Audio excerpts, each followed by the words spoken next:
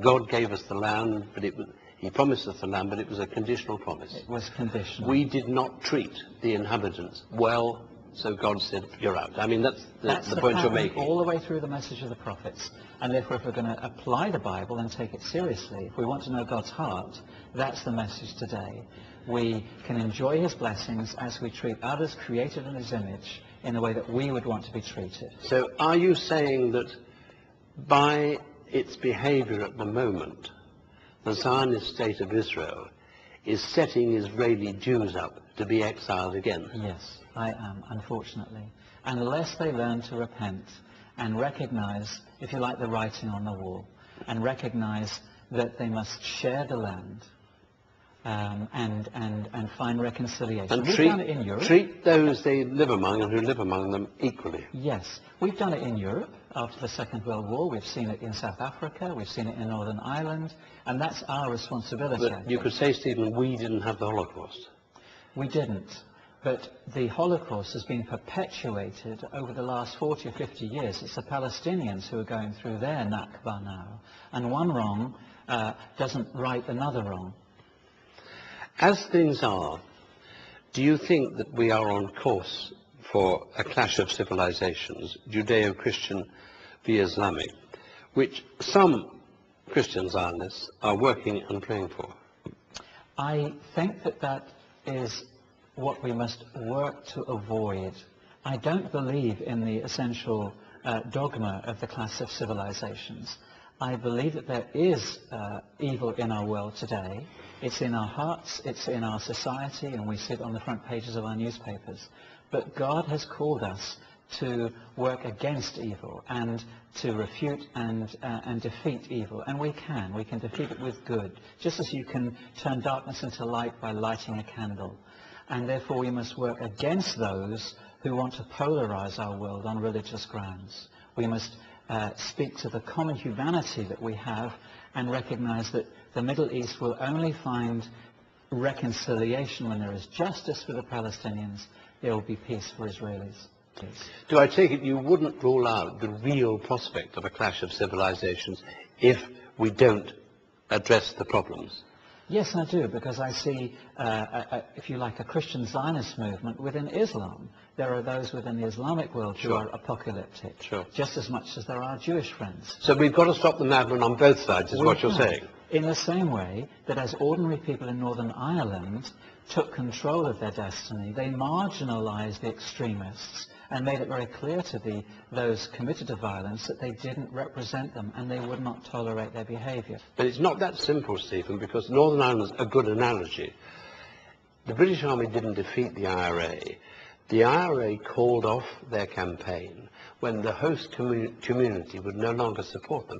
But that only happened because the British government addressed the core grievance of the Catholic community. Yes. So addressing the core grievance of the Palestinians is surely the key. It is. And that's where I think we must see the United Nations imposing its will on the Israelis. In your writings, you give the impression, or at least you give me the impression, that you'd not be altogether surprised if one day extreme Jewish political Zionists, perhaps in collusion with Christian Zionists, blew up and destroyed the Al-Aqsa Mosque and the Dome of the Rock. Now, such a diabolical event would undoubtedly make a clash of civilizations much more likely than not. Do you really think the destruction of Islam's most holy places in Jerusalem is a possibility? There have been over 100 armed assaults on the Haram al-Sharif since 1967, and on not a single occasion has a chief rabbi or an Israeli prime minister criticized those activities. Ariel Sharon's visit in 2000 to the Haram al-Sharif with 1,000 troops was part of a strategy to bring down the Israeli government. It was a deliberate provocation. It was a deliberate provocation. There are Christian groups supporting the Temple Mount faithful who are seeking to destroy the Dome of the Rock now. There are reports, Stephen, and there have been over the last several years, of quiet excavation underneath to bring the thing down. Do you have sources? That's possible. I think some are praying for an earthquake.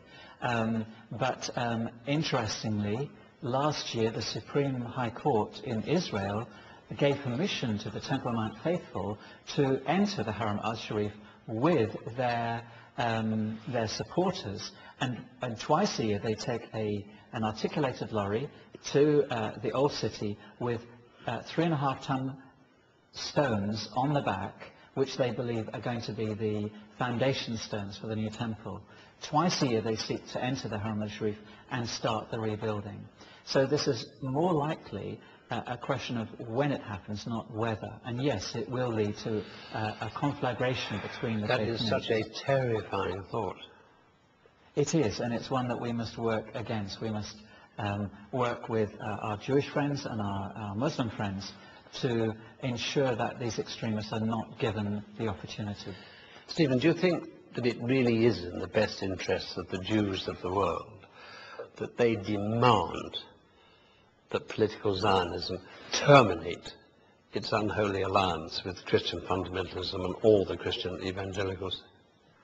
Some of our Jewish friends, and I know some organizations who are saying that, they're saying that this Christian Zionist support for the State of Israel is bad news for the Jewish people worldwide. Whether they are successful is another matter. As long as the Israeli leadership has such a close alliance with the US leadership, political and military, and as long as organizations like AIPAC have such influence in the White House and the Senate, then ordinary voices, be they Jewish or Christian, are not going to have much sway. In conclusion, and you've already touched upon it, I'd like to put to you my theory about why tens of millions of Americans buy this Christian fundamentalist nonsense.